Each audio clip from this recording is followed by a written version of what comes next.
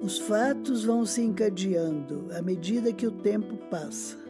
Agora, posso tomar consciência de que eles estão interligados. Há 40 anos moro no alto das montanhas. Aqui construí uma casa e um ateliê de artes plásticas. Na minha casa posso ver as montanhas que se perdem de vista e, nas noites de tempestade, escuto o vento que derruba as árvores e sacode as vidraças.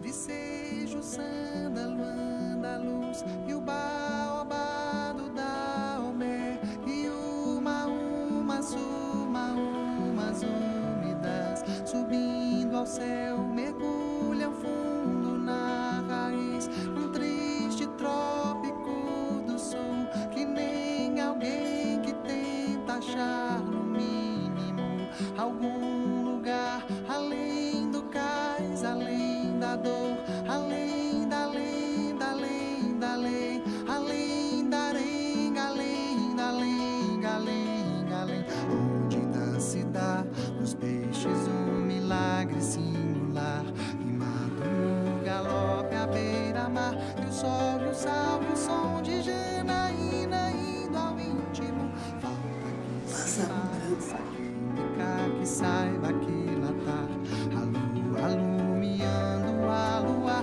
e de água mude em vinho e me vivifique o vício do som. Ela tem que esperar secar.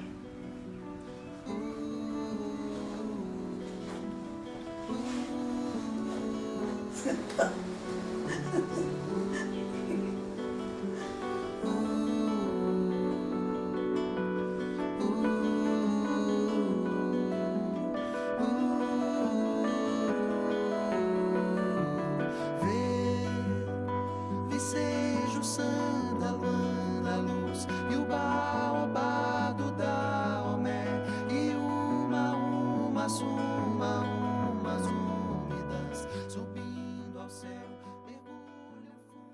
Maria Helena Andrés, artista plástica, escritora e arte educadora, nasceu em Belo Horizonte no dia 2 de agosto de 1922. Desde cedo, o desenho fez parte de sua vida. O interesse pelas letras começou na adolescência. Seu pai, um advogado conceituado, tinha uma grande biblioteca, o que facilitou seu contato com as obras clássicas da literatura brasileira e internacional. Comecei a desenhar ainda adolescente, copiando artistas de cinema, a lápis, em cadernos de desenho, sem nenhuma orientação de professores de belas artes. Não parava de desenhar. Rabiscava croquis em qualquer papel que aparecesse em minha frente, nos cadernos da escola e nas bordas dos jornais.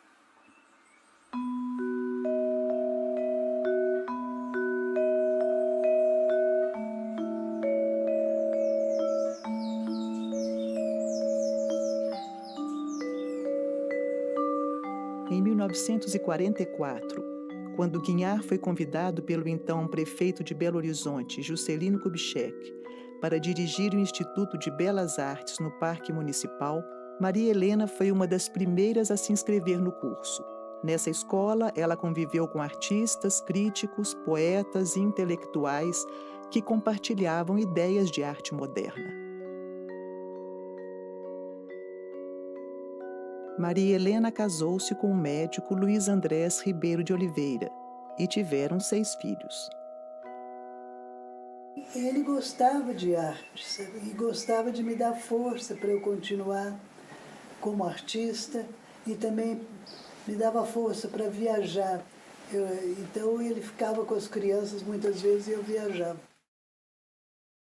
Logo que eu comecei, eu vi a diferença muito grande que tinha entre o academismo e o modernismo. Então já foi um choque assim, e também uma possibilidade de fazer um ponto de mutação. Mudei por completo. De repente, eu vi que o modernismo, do Guignard principalmente, era uma forma, não era um imposto de fora para dentro, era de dentro para fora.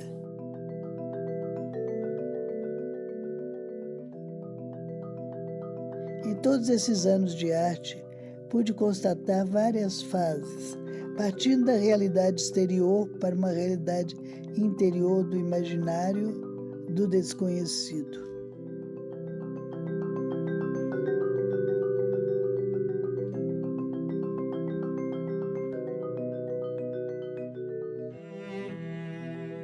Vivenciei ao longo da minha trajetória artística os 5 elementos da matéria: terra, água, fogo, ar e éter.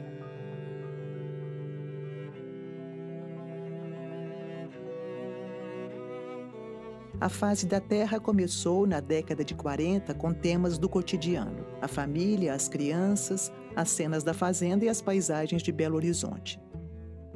A artista saía para o campo com pranchetas e aquarelas para captar da natureza sugestões para sua pintura.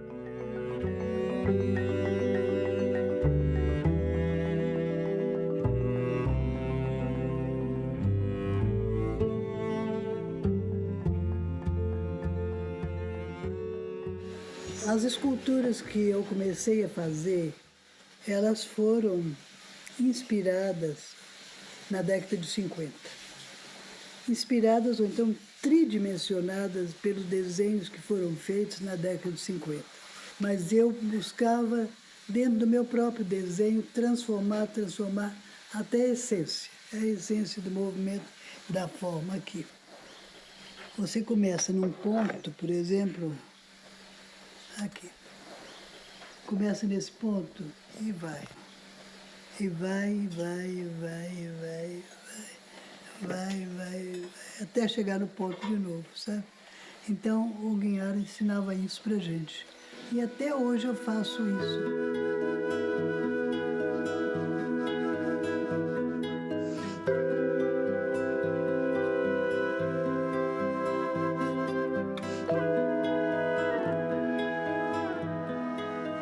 A série Via Sacra pertencia aos desenhos que motivaram a transformação do figurativo ao abstrato. Um dia, a cruz da Via Sacra transformou-se num poste de luz e surgiram as cidades iluminadas, estruturadas em linhas horizontais e verticais. Nas pinturas dessa série, havia uma relação entre as cores e os sons, entre a pintura e a música. Essa fase marca a carreira da artista quando ela se integra ao movimento construtivista que ocorria na América Latina, participa das Bienais Internacionais de São Paulo e dialoga com artistas e críticos da época.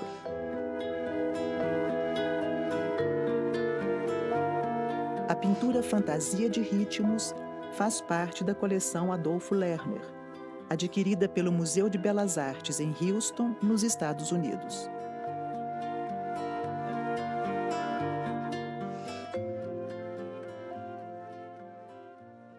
A vida conduzia a artista para um novo caminho. O elemento terra cedeu lugar ao elemento água. Foi preciso que a cruz mergulhasse nas águas para dali surgir o primeiro barco. Os postes de luz das cidades iluminadas transformaram-se em mastros de navios, e as caravelas despontavam nos seus quadros. A forma já não era estática e geométrica, mas era dinâmica e livre. Nos anos 60, o gesto substituiu a linha. Numa viagem de estudos aos Estados Unidos, a artista consolidou a série de barcos que a conduziu à pintura gestual. Aqui. Aqui. Aqui.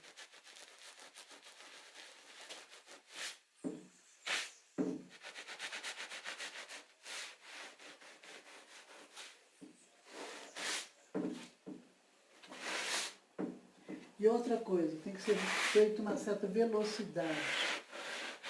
Ah, completamente diferente da pintura concretista.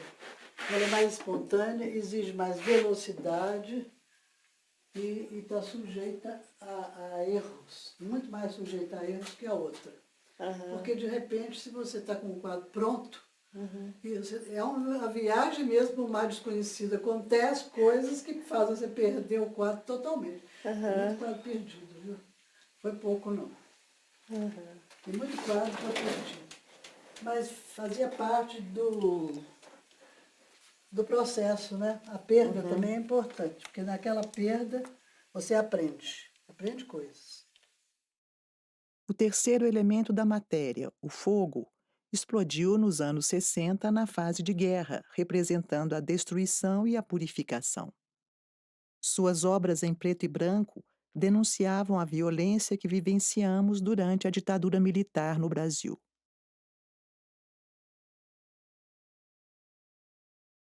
Nessa ocasião, Maria Helena realizou uma exposição em Washington e uma das maiores coleções de arte moderna dos Estados Unidos, The Phillips Collection, adquiriu seus desenhos.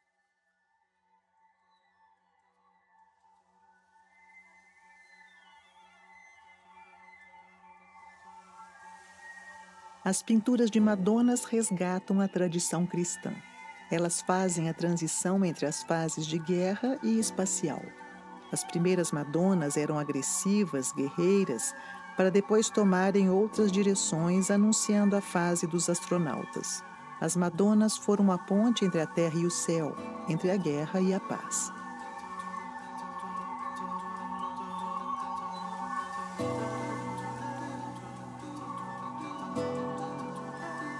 Lembro-me das aulas de Guinhar, quando ele nos mostrava os céus de Minas Gerais.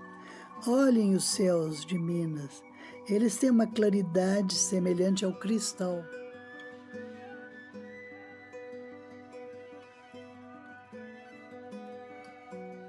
O quarto elemento da matéria, o ar, manifestou-se em meados dos anos 60 com a série de naves interplanetárias. Surge a conquista do espaço. A tecnologia humana vence barreiras e desvenda o cosmos. Na fase espacial, suas pinturas transmitem a dimensão humana microcósmica diante dos grandes espaços interplanetários.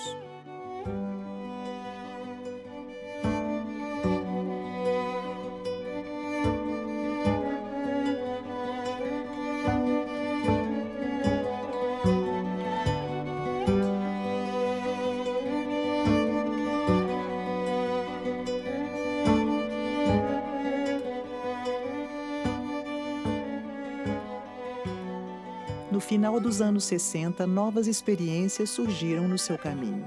A tapeçaria foi uma forma de partilhar sua criação artística com o grupo do artesanato Guanabara, dirigido por Maria Ângela Magalhães, no Rio de Janeiro.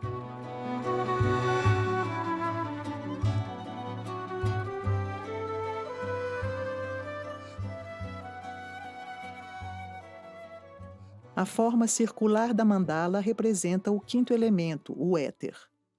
Nas culturas orientais, a mandala corresponde a uma necessidade de integração, de expressão de uma forma inteira, onde todos os lados são iguais.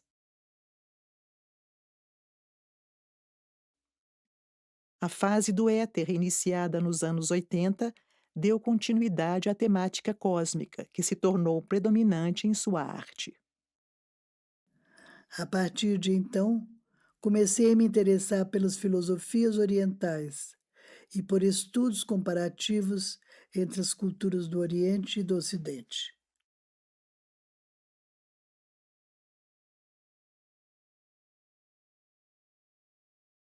Ainda nos anos 80, a artista passou a integrar todas as fases numa síntese de seu trabalho anterior.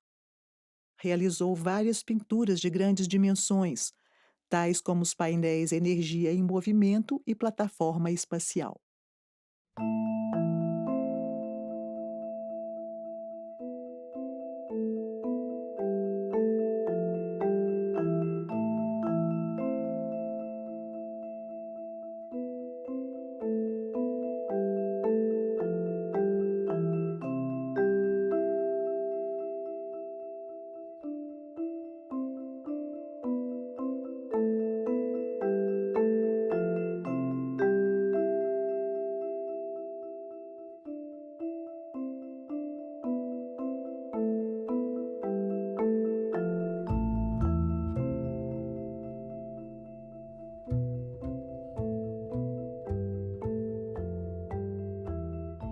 1977, Maria Helena realizou sua primeira viagem à Índia, quando registrou o dia a dia dos indianos em desenhos e aquarelas que ilustraram o livro Pedro nos Caminhos da Índia.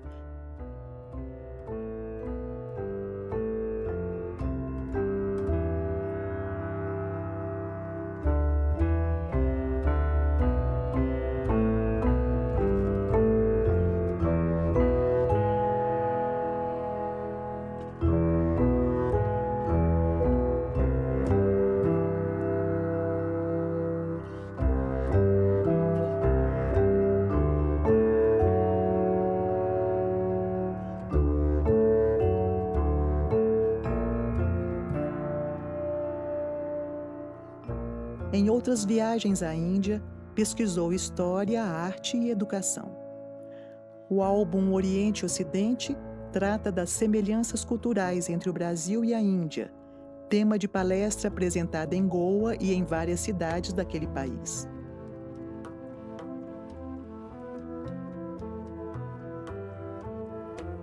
O Oriente a influenciou por meio de sua filosofia, que valoriza a intuição e a abertura de consciência.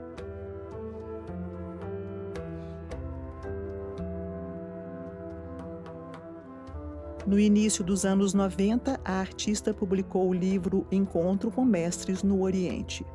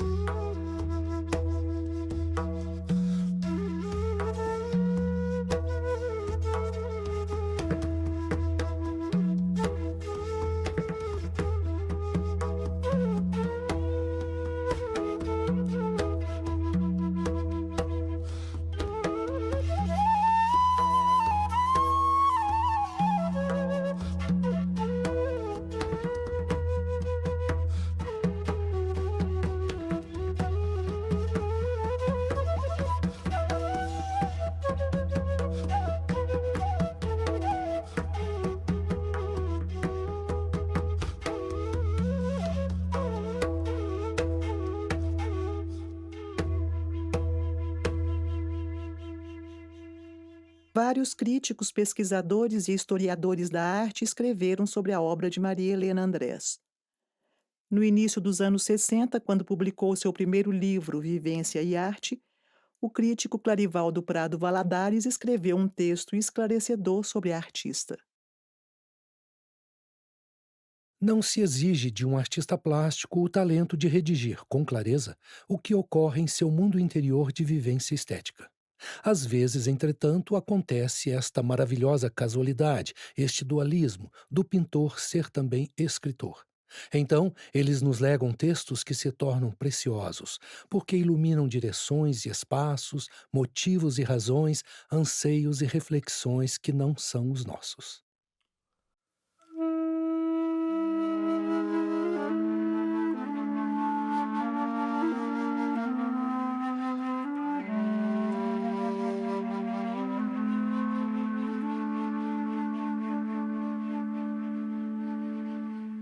O livro Os Caminhos da Arte, que teve a sua primeira edição nos anos 70, expressa o interesse da artista pelas filosofias orientais.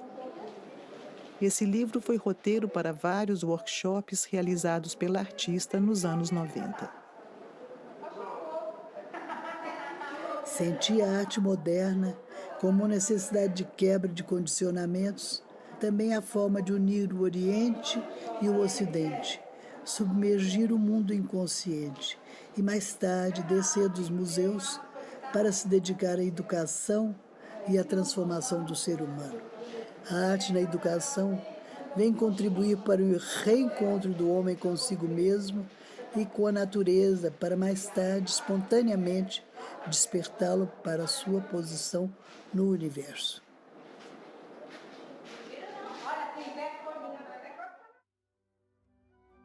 Em 2005, foi criado o Instituto Maria Helena Andrés, com o objetivo de promover o desenvolvimento humano e o despertar da consciência por meio da ação cultural e da educação pela arte.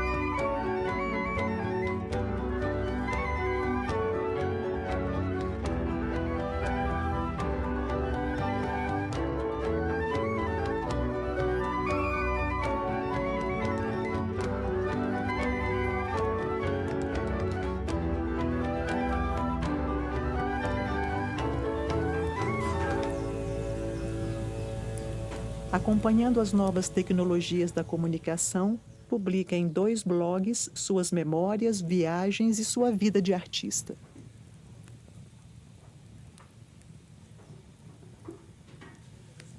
Desenho é uma escrita também.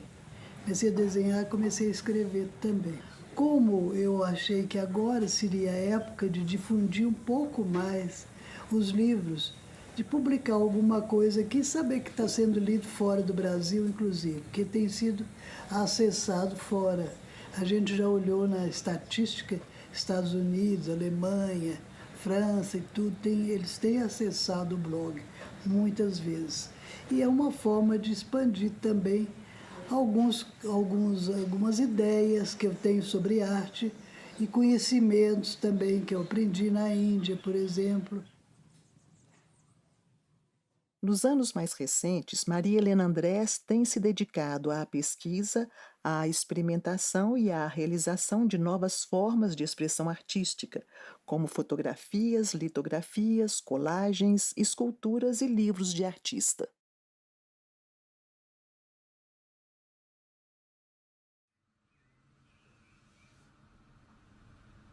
Somente quando temos a nossa mente vazia de conceitos e teorias, podemos perceber a eternidade de cada instante. Então sentimos que a vida é o próprio movimento criador se manifestando. No silêncio do ateliê, que se abre para as montanhas, deixo fluir espontaneamente a minha visão do mundo. A arte é uma necessidade interior inadiável. O desenvolvimento da consciência, feito com o auxílio da arte, torna-se um processo natural de crescimento. Estender a arte à vida significa ser criativo a cada momento. Os caminhos da arte são os caminhos da vida, porque arte e vida não se separam.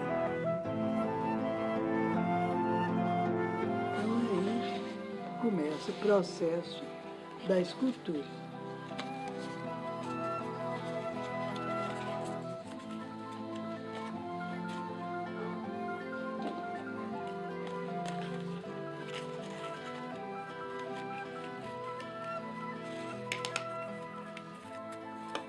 É rapidinho. Aqui. Pronto. Tá aí uma. Tá vendo como é que faz? Agora você pode filmar por todos os lados. E essas aqui coloridas. De outras formas também, ó. Essa aqui é o símbolo chinês do Yang com Yin, né? Foi feito aqui. Se tiver precisando de mais, ó, pode cortar também assim. Ó.